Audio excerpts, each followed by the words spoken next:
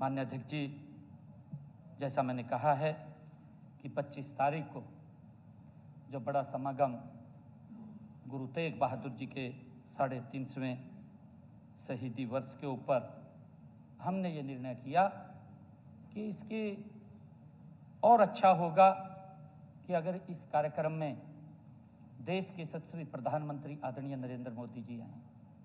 ये हमने इसके ऊपर विचार किया और मैं स्वयं आदरणीय प्रधानमंत्री जी को इस विषय को लेकर के मिलने गया। जब मेरे मन में आया तो मैंने प्रधानमंत्री जी से इस बात को लेकर के चर्चा की। माननीय अध्यक्ष जी, मुझे ये बताते हुए गर्व भी हो रहा है कि माननीय प्रधानमंत्री जी ने तुरंत कहा कि मेरा कार्यक्रम अयोध्या का है, आप कितने बजे करना चाह रहे हैं। मैंने कहा जी, आप जो समय देंगे उस समय के हिसाब से हम एडजस्टमेंट कर लेंगे। तो मुझे कहने लगे कि मैं अयोध्या से सीधा कुरुक्षेत्र आऊंगा। उन्होंने तुरंत स्वीकार कर लिया। माननीय अध्यक्ष जी, हमारे लिए बड़े गर्व की बात है और आदरणीय प्रधानमंत्री जी की जो आस्था है कि उन्होंने गुरु तेग बहादुर जी के नमन करने के लिए 350 शहीदी के अवसर पर वो अयोध्या से सीधे कुरुक्षेत्र की इस भगवान श्री कृष्ण की भूमि के ऊपर आए।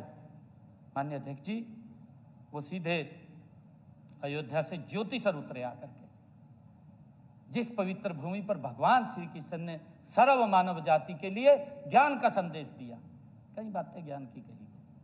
उस भूमि के ऊपर आदरणीय अध्यक्ष जी, माननीय प्रधानमंत्री जी सीधे वहीं आकर के उतरे, उसी भूमि के ऊपर उतरे और उन्होंने कुरुक्षेत्र में आकर के उस महान समागम में गुरु तेग बहादुर जी को नमन किया।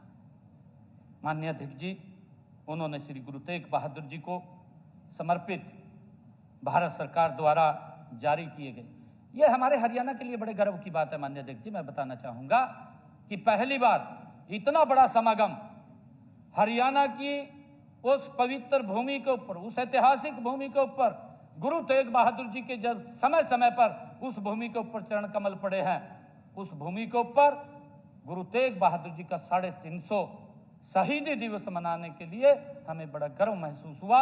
और उस अवसर के ऊपर देश के यशस्वी प्रधानमंत्री आदरणीय नरेंद्र मोदी जी ने आकर के एक सिक्के का गुरु तेग बहादुर जी के 350वें शहीदी वर्ष को समर्पित एक सिक्के और डाक टिकट और एक हरियाणा सरकार के द्वारा बनाई गई बुकलेट, कॉफी टेबल बुक का भी विमोचन आदरणीय प्रधानमंत्री जी ने माननीय अध्यक्ष जी किया है।